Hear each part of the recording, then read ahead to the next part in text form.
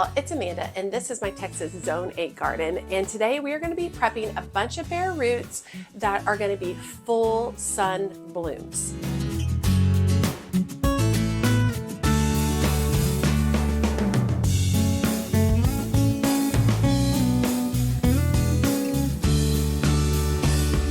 Okay, so if you haven't watched my videos, I've been doing a lot of shopping, buying a lot of bare roots, bulbs, rhizomes, and I already did a video where I started a whole bunch of the shade ones, and they're doing really good. In fact, pull this real quick.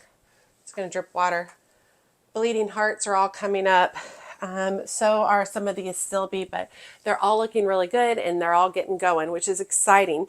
But I have another round of plants that are going to require full sun. So I wanted to go through my process with them for you today. So I'm going to be starting these, my Calla Lilies, my echinacea, and my Eryngium. I'm going to be starting them inside. A lot of people ask, why don't you just plant them outside? Well, there's a few different reasons.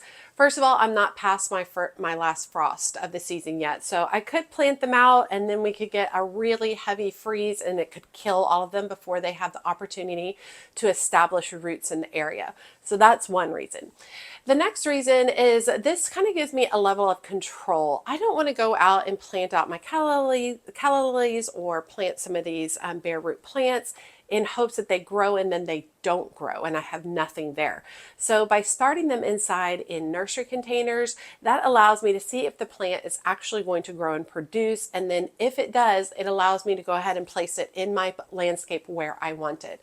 So it's less of a guessing game, which I think works better for what's going on in my head. Now you can definitely plant these directly outside once you're past your last frost date, and you can plant them up in nursery containers and put them in a greenhouse, which is definitely an option for me as well. I may or might not do that. I'm not sure at this point. I do think that having them in nursery containers makes it easier for me to care for them, to make sure that they're watered well enough, but not overwatered, making sure they're not drying out. That's also very important to me, because once the plant goes outside, I don't pay as much attention to it. And I really do feel like bare roots are something you need to be checking on a daily basis. Now let's talk. We're going to be planting up some Calla Lilies, and I have two varieties of Calla Lilies I purchased, and I have a whole container of Calla Lilies that my dad dug up in their backyard that they no longer wanted. So I'm really excited to start all those. So Calla Lilies, you might hear them referred to as Calla Lily bulbs. They're actually rhizomes, so that's something that's a little bit different. A couple of cool things about them is typically you can see if there's a really flat smooth side, that's the part that's going to go down, and typically you're going to have eyes at the top that are going to show where the blooms or where the sprouts are going to be coming from. So pretty easy to plant. They are hardy in zones 8 to 10, but they are suitable to grow in zones 3 to 10. So that gives you, those of you who are in colder zones, you can grow these as an annual, or you can grow them, allow them to die back, and then dig them up and save them over winter and then restart them in the spring. They prefer full sun to partial shade. I do think that white Calla Lilies are beautiful in shade gardens. If you are in a colder zone, you definitely still want to make sure that you put them in full sun, because they don't grow well with colder temps. They definitely prefer the warmer temps. These originated from South Africa, so that's why they definitely, prefer the warmer temps and prefer full sun. And when I say full sun, at least 6+ hours of sun per day. So there are different varieties of Callas regarding color, height, size, things along those lines, but there's also early, mid, and late varieties. And depending on the variety, it may or may not bloom at different points in time. If you really want to be on top of it, you can plant early, mid, and late and have Calla Lilies forever and ever and ever. Typically, they're going to bloom about 6 to 12 weeks of length and time for blooming, which is really, really nice, because that's a really nice blooming season for Calla Lilies. They're excellent cut flowers, and they tend to be deer and rabbit resistant, which I know all of y'all with my deer folks, you're always looking for something along those lines. So the three varieties I'm going to start, this first set I bought at Costco, and it's two varieties in one. So I got three rhizomes that are gold crown, and they are approximately 20 inches tall. And I got three rhizomes called Royal Plum, and they are approximately 20 inches tall as well. And I got all 6 of these for, I believe, $13.99 at Costco. Okay, this next variety I believe I picked up at Walmart. I think it's Walmart. And I got, yes, it's Walmart. I got 3 bulbs for $5.42. It is a Calla Lily mix. So I don't know what I will end up with, but I thought the price was pretty good, so I was willing to do that. And then of course, this other set of Calla Lilies from Parents, I think they are called Summer Sunset. These are much taller, much larger, bolder Calla Lily. They get at least 3 feet tall. So I'm really excited, and I probably got 30 bulbs, 30 rhizomes in here to start with, which will be really, really fun. I won't need 30 rhizomes in my garden, so if they go well, then I'll probably give them away to some of my neighbors. Okay, let's go ahead and get these Calla Lilies started. All right, I'm starting with my favorite potting soil that y'all know I love, my Burger BM7, and I'm going to fill these pots up about maybe just over right about halfway with the soil. The soil is dry at the moment. I'm going to get them all planted, and then I'm probably going to overhead water these. I'm kind of thinking I might start these in the greenhouse, which will be kind of fun because it'll save a little more room inside too. Now, I am not going to be adding a fertilizer to these little containers. The Calla Lilies are not going to be in these containers really long, and they already have what they need in the bulb for fertilization. So when I go to actually plant these out into the garden, that's the time where I will add some additional fertilizer. Typically, I add plant tone just because I like a general fertilizer, but you can also buy a specialty bulb fertilizer if you want as well. Okay, we're going to start with the Calla Lily Royal Plum, and it looks like it's packed in some kind of it almost looks like hamster shavings. I'm try not to get those everywhere. So we've got 3 rhizomes in here. Let me go ahead and pull them all out, and then we'll take a look at them.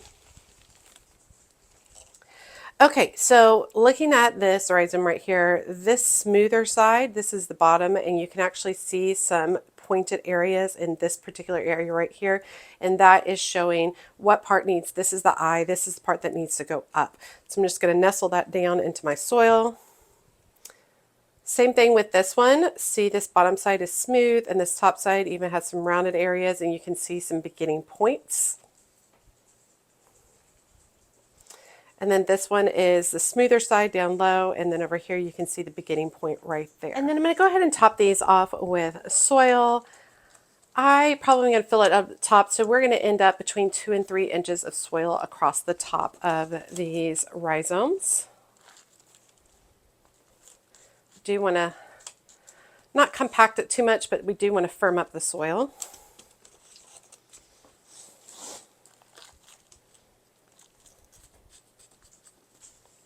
Just like that. And we'll go ahead and label those. Okay, I'm going to go ahead and open up the next variety, which is the Gold Crown.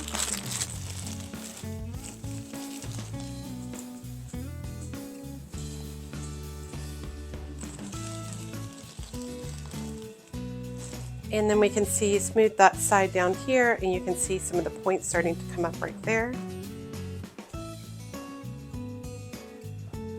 Smooth side here, the points starting to come up. Smooth side here, points starting to come up. I feel like it's easier to see the points starting to come up than it is to see the smooth side. We'll go ahead and top these. Okay, and then next we have the Walmart mix. And when I selected the Walmart ones, I really liked that I could see through the bag, so I could actually already see the green portion coming up. So it makes it so much easier. And I know that the bulbs are viable, or the rhizomes are viable. Okay, so we'll just cover up the mixed rhizomes. The larger varieties from my Parents. These are pretty easy to see which way to go as well. My dad actually dug these up in the fall, and then I've just been storing them inside since. So pretty sure as soon as I hit them with some water, they're going to go bonkers.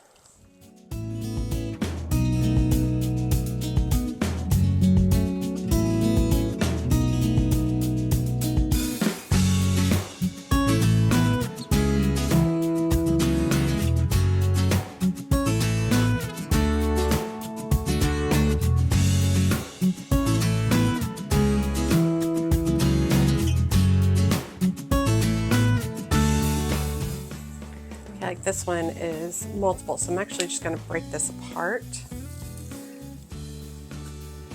Separate it into two.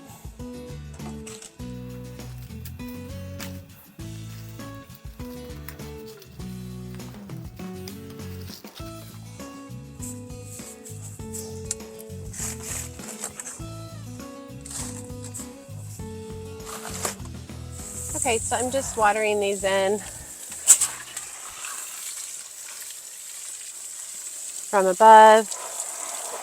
And I do think I'm going to keep them out here in the greenhouse to see how it goes. I am going to make sure, I've got to check them on a daily basis to make sure that they don't dry out. That's what's super important.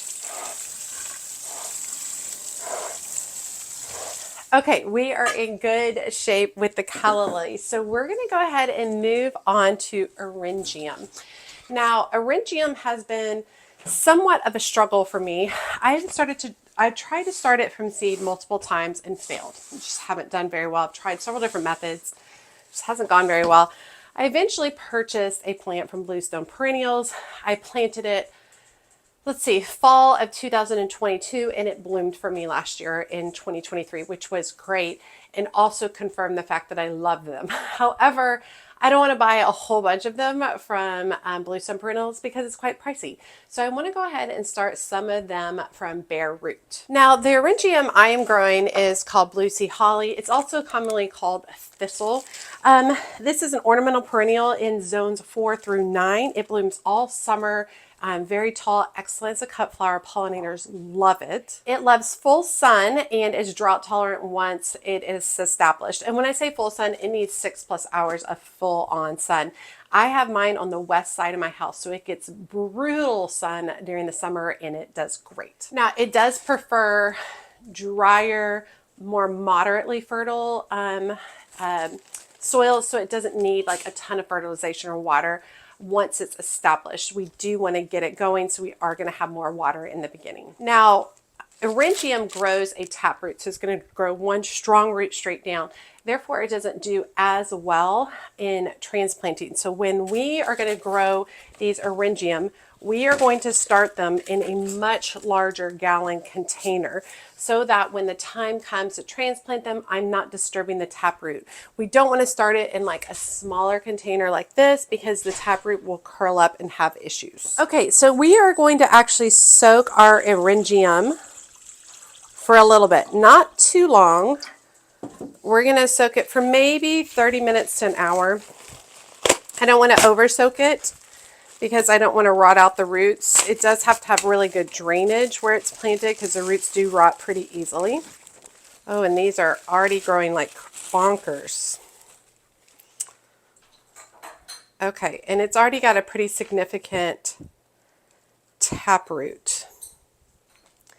Okay, with that being said, I am not going to soak these. When I see that these are already so far along and this taproot is so big, I'm not going to want to mess with that taproot at all, much at all.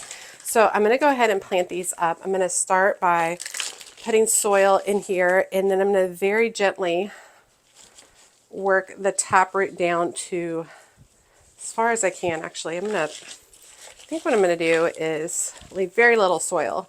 Then I'm going to hold this up and I'm going to begin just putting soil in around the taproot. And then that'll support the taproot as I'm holding it in place.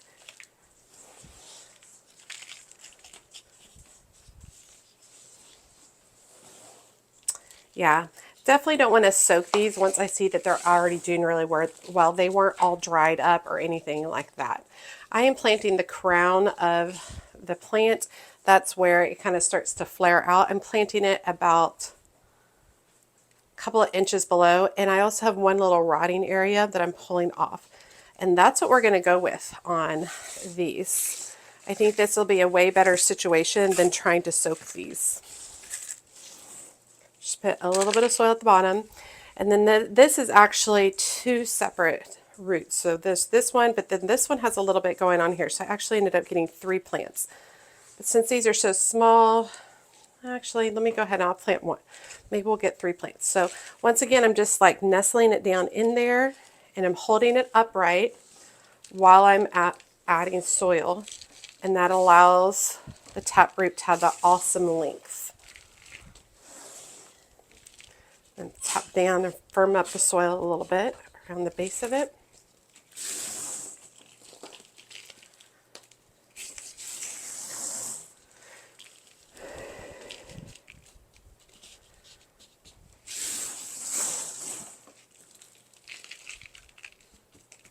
Just like that. So it's okay to change plants once you get started. If you need to go a different direction, that's all right. And definitely went a different direction with these instead of planting them up like I thought. So I'm going to once again put this taproot going down.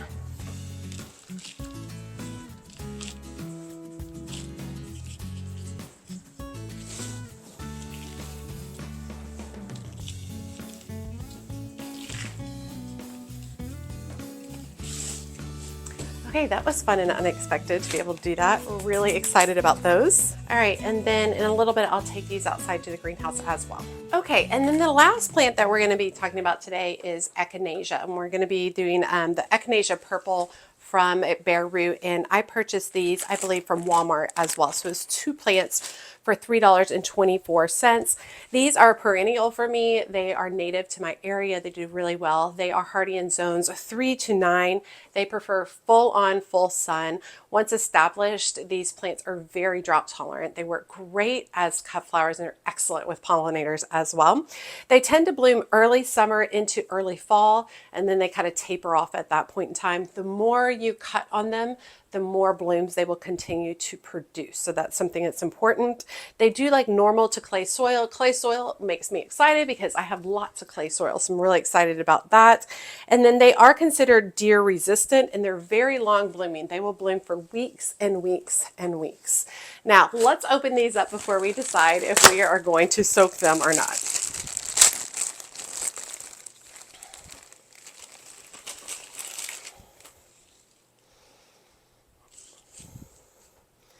All right, so I think I've got 2 plants kind of crushed together a little bit. So let's see if I can, oh, there's actually a rubber band holding them together. That's different. So there's like a little piece of twine here. I wish they had done it a different color than white, like orange or something would have been better. It's a good thing I saw that before I tried to pull my roots apart, or I would have destroyed my roots. Okay. I think I am going to soak these for just a little bit, not too long. You can already see that it's putting off growth. Some of the roots are a little bit dry. I think I'm going to soak these for about 20 to 30 minutes. So we'll put them in here and then come back to that. Okay, so we have been soaking our roots for a little while, and not too long because they look really good. If they had looked like really dry and there was no growth, I would have soaked them for maybe 2 hours tops. But since they already had some growth, I feel really good about them, so I'm not real stressed. So what I'm going to do is I'm actually going to start them in the gallon containers because look at the length of these roots, right? It would be silly to try to smash it into like one of these, right? That's not going to help out. So we really want to allow it to have some really good growth. So put it in a gallon will work really well. So I'm just going to start by putting a little bit of soil at the bottom, just like that. I'm going to spread out my roots a little bit, just like that, kind of fan them out a little bit. All right, and then I'm going to hold the plant in place, and I'm just going to take handfuls of soil and just let it kind of start working its way around the root system. I'm just using my fingers to pack the soil a little bit, compact it a little bit. I'm really excited about the quality of these plants, especially being from Walmart. That's just amazing, really exciting. And I'm not going to stress about covering up those green portions right there at the top because they will reroute themselves and come back up. That'll not be a problem. And since I'm taking these right out to the greenhouse, it'll be good that a little bit of that green, like these new shoots, are a little protected under the soil until they're ready to come out.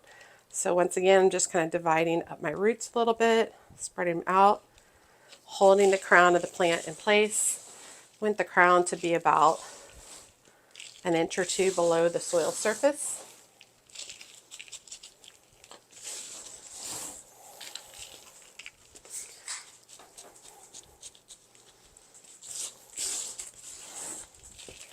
All right.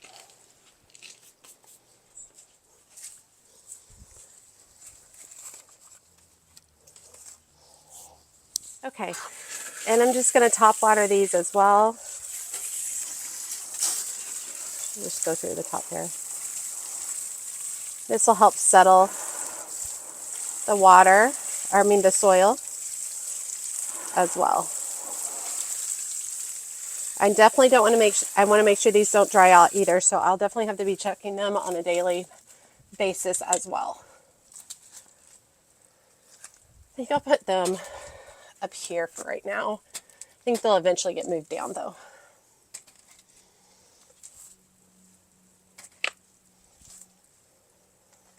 Okay, feeling really good about that. The water that I was soaking them in, I'm just going to dump it back in here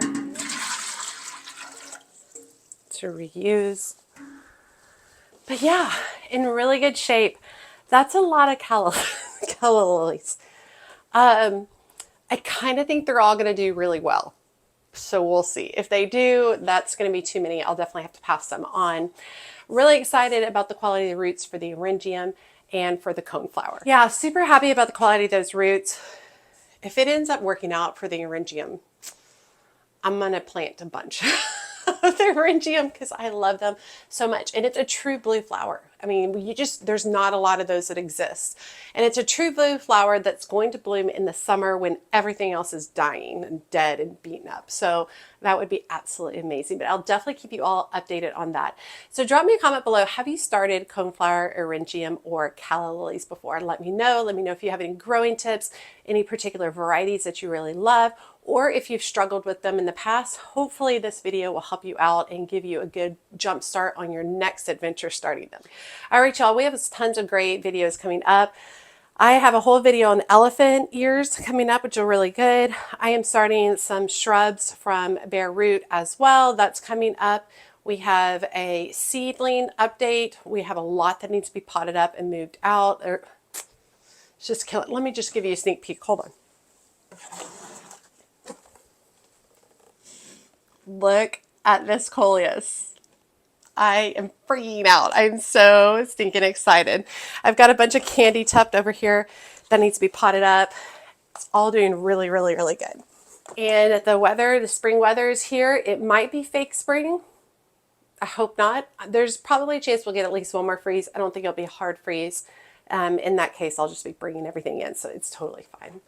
All right, you all, as always, make sure you like, comment, and subscribe to the channel. Every time you like, comment, or subscribe, it really helps grow my channel. If you prefer not to leave a comment or you don't know what to say, just drop an emoji. That helps grow the channel as well. You can also check me out on my social media outlets, including Instagram, Facebook, and TikTok. As always, she's a mad gardener or a decorator or anything else that she wants to be. Thanks, y'all.